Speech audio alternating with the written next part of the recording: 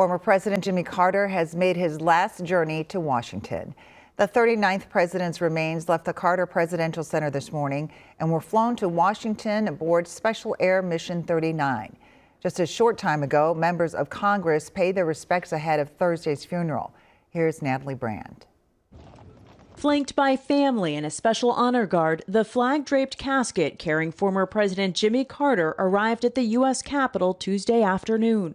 The 39th president honored with a 21-gun salute before moving inside the Capitol Rotunda for a tribute by members of Congress. He was civil, decent, kind, even in his engagements with his political adversaries. Georgia Senator John Ossoff reflected on Carter's legacy, not just as a state governor and U.S. president, but his achievements after he left the White House. He continued to have a major impact, not just in the United States, but around the world as an advocate for free and fair elections. His work on public health and disease eradication. It's remarkable what he continued to achieve even after leaving office. On the way to the Capitol, Carter's casket was transferred at the U.S. Navy Memorial, which Carter, a Navy veteran, authorized building in 1980. His family walked beside the horse-drawn caisson, a nod to Carter's decision to walk down Pennsylvania Avenue during his inaugural parade in 1977. A commander-in-chief from humble beginnings who says he aspired to make government more competent and compassionate. Natalie Brand, CBS News, Washington. Jimmy Carter also left a legacy for dozens of homeowners in Minnesota. Barrett Leone shows us how Twin Cities Habitat for Humanity is honoring Carter's lifetime of service. Notes of gratitude and reflection cover this wall. Because I'm very thankful for Jimmy Carter.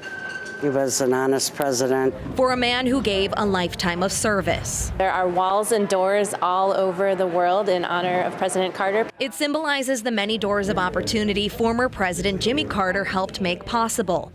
Carter spent more than 40 years giving service to Habitat for Humanity all over the world. President Carter showed up every year, swinging a hammer right alongside those volunteers. The Carter Project took place in 14 countries, engaging more than 100,000 volunteers. So President Carter was our most famous volunteer. Like now Twin Cities Habitat for Humanity VP of Research and Development, Katie Lowe.